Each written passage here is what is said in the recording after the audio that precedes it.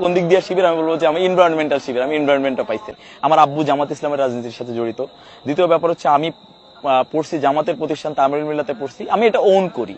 তারপরে ব্যাপার হচ্ছে যে ছাত্র শিবিরের একটা রিয়েলিটি শো আছে, মানে সম্মানিত সাংস্কৃতিক সংসদ 2023-এ জাতীয় পর্যায়ে আমি চ্যাম্পিয়ন ছিলাম।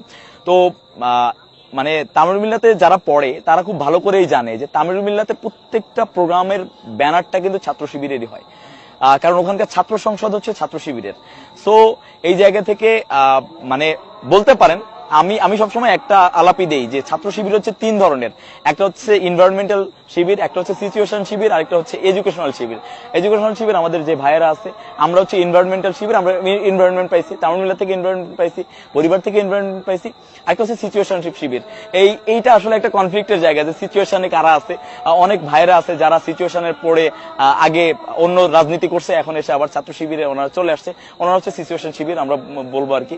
তো আমাকে বলতে পারেন যে আপনি যদি বলেন যে আপনি মানে কোন দিক দিয়ে শিবির, আমি বলবো যে আমি এনভায়রনমেন্টাল শিবির, আমি এনভায়রনমেন্টটা পাইছি।